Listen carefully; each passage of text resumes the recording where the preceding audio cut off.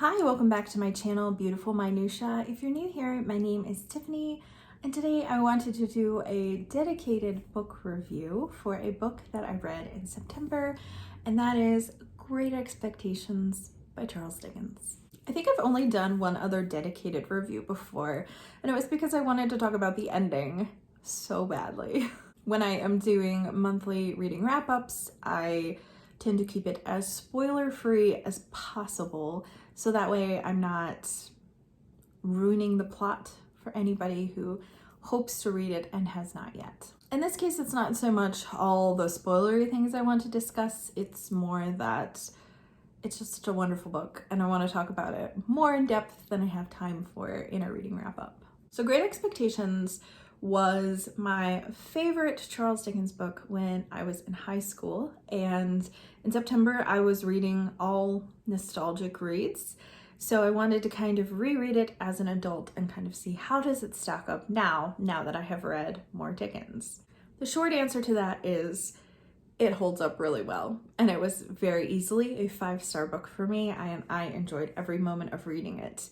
Is it still my favorite Dickens? That I can't really say, because I love so many other Dickens, and there's still quite a few Dickens that I haven't read yet, or ones that I haven't reread in years, so I feel like it's not really fair for me to say it is like my all-time favorite, but it is wonderful.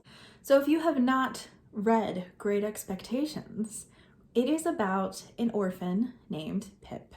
So we begin with him kind of like visiting his parents' grave. He is being raised by his older sister, who I believe is like 20 years older than him or something, and her husband. And his sister is very brutal as a child rearer. She has no biological children of her own.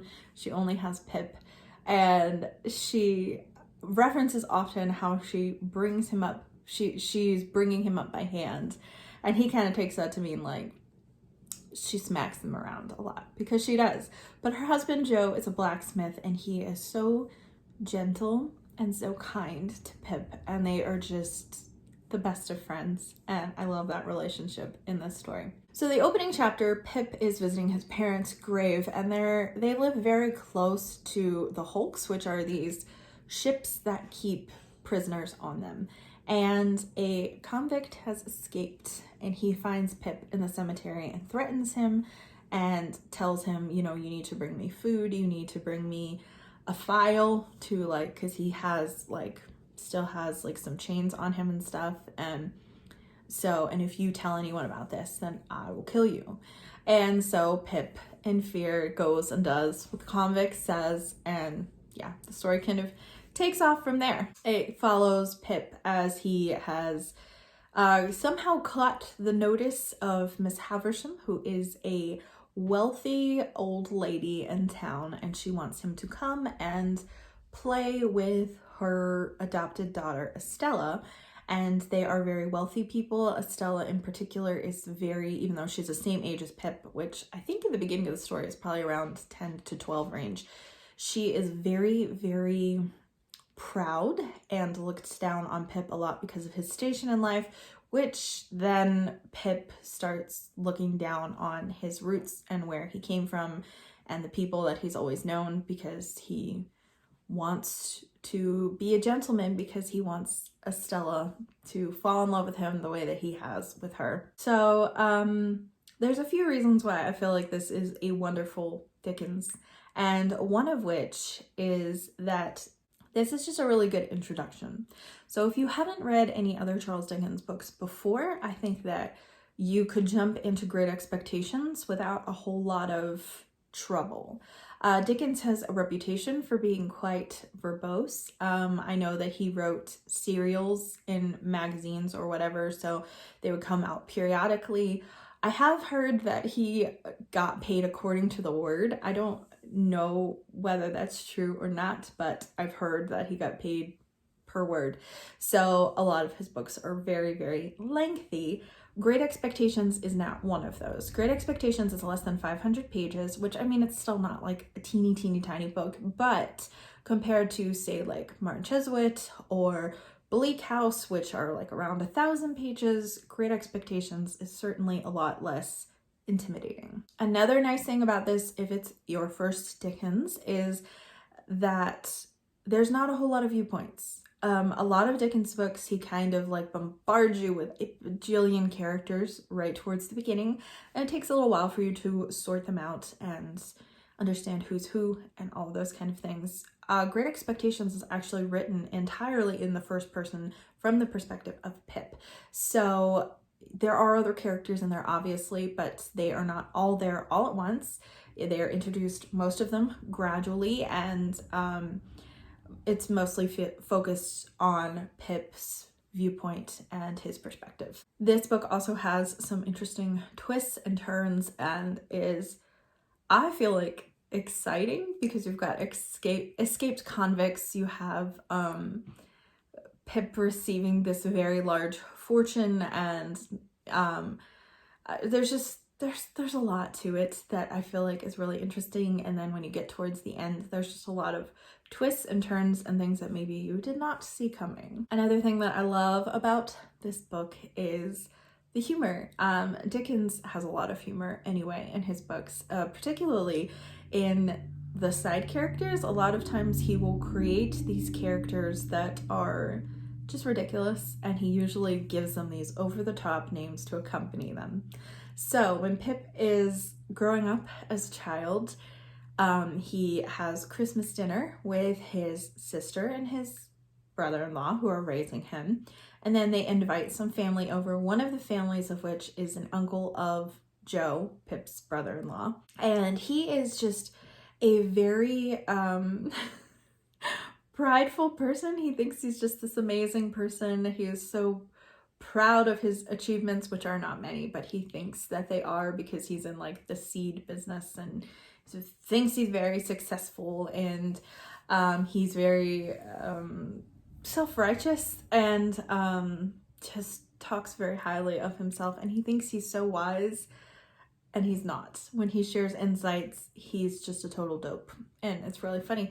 And his last name is Pumblechook, and it's just so fitting. And that is something that I just absolutely love about Dickens, is the way that he pairs these names with people in a way that just is so fitting and further kind of displays what their character is really like. Now, I would call this like pretty much, I have no complaints about this book really, but if there are things that maybe you might not enjoy in this book, you might not enjoy that it is very focused and very much in Pip's head.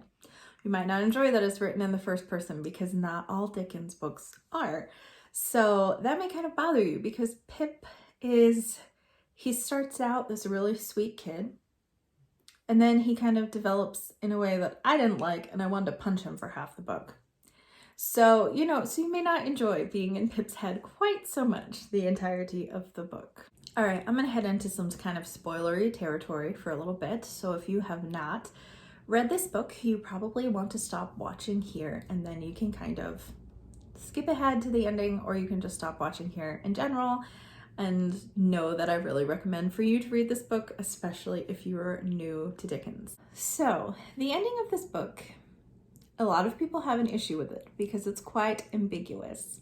So, Pip rises to these great expectations. He comes into a lot of money, and then basically his money all disappears when Magwitch gets arrested and they confiscate all his money. So now Pip is right back where he started in terms of no money whatsoever. I absolutely love Pip's character growth throughout this, because I hate where he is treating Joe so badly after all that Joe has done for him and the friendship that they've had, that he values Estella's opinion above Joe's, even though Estella has only ever been unkind to him. I remember when I was younger hating the fact that he didn't end up with Estella at the end. But the ending is kind of ambiguous, because she marries his schoolmate. I was gonna say friend, but they weren't friends. And then at the end, he's died. And so Estella is now available, and they end up meeting and talking at the ruins of the house. And Estella says that they'll continue to be friends apart or whatever, but it leaves it very ambiguous, which makes it seem that Pip may still have a chance with her. Apparently, this was not Dickens' original ending, which I did not know. I just found that out when I just reread this. So, Dickens' original ending was that Pip is out in the countryside with Pip, his namesake, Joe and Biddy's child. And Estella comes by in her carriage and like says, such a beautiful child or whatever, and kisses him, and then the child, not the adult. And then like things just kind of like he finds out she's remarrying someone else, and then it just kind of ends there. And so it very much closes the door on Pip and Estella being together. Some of Dickens' friends said, hey, that is just like a very negative ending because there's no hope of Pip being with Estella. You need to have a different ending. So Dickens still, like, I don't think was able to give Pip this ending where he ends up with Estella, but he does end up giving him a more ambiguous ending where maybe it's possible. And I actually prefer the ending where the door was completely closed because I don't think that Pip and Estella were ever good for each other. They were poisonous to each other. Well, in particular, Estella was poisonous to Pip. She caused him to doubt everything that he had ever known and to look with scorn on the only people who actually had any real value in his life. So I think it was more fitting that he didn't end up with her. I kind of did want him to end up with Biddy, but I kind of love that like Joe had a happier ending, especially after Joe was married to Pip's sister. And even though he admired her, she didn't treat him well. She was not kind to him. And so for him to end up with Biddy and then actually be a real father to children and love them, and you know Joe would be just like the best father ever, and that Biddy would be an excellent mother. And so I did like how that ended up, but I remember in childhood, like teenage years, not liking that Pip didn't end up with anybody. As I've gotten older, I like romance less and less. I'm fine with a lot of romances in classical books because I feel like there is more exploration of relationship as opposed to just like, oh my gosh, they're so gorgeous and I love them. Although that's kind of what Pip does with Estella. He's like, she's so beautiful even though she's a jerk and I love her.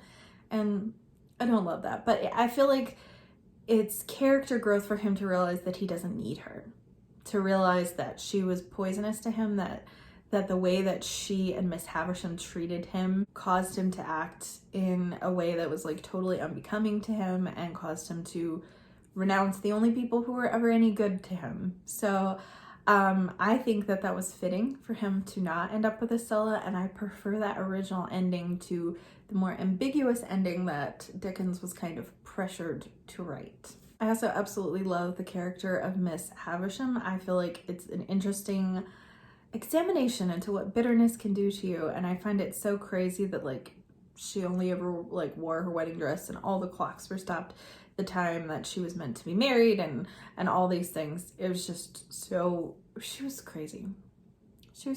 But I loved her realization towards the end that of what she did to Pip, of how her bitterness really hurt Pip, but then also how it made Estella like almost like incapable of any love because she ruined her so much through her own bitterness and her own agenda and desire to get back at men because of how she had been mistreated by one of them. So I felt like this book just did such a good examination of character development, both for Pip and Miss Havisham.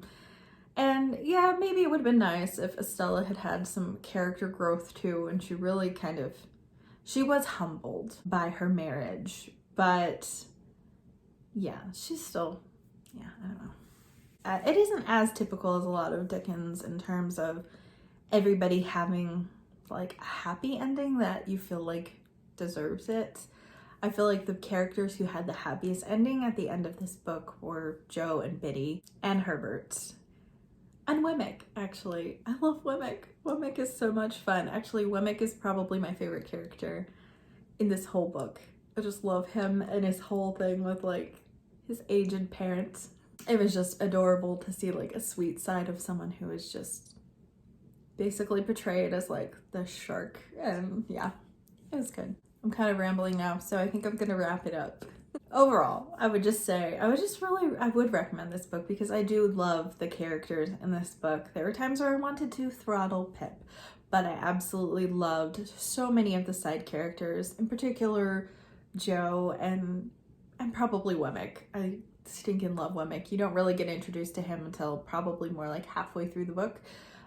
He is Pip's lawyer's assistant, and he is just a lot of fun as a character, but also just has a sweet side too. That's just really wonderful. So yeah, I'm not sure what else to say. I hope that if you have not read Great Expectations, that maybe I have convinced you to.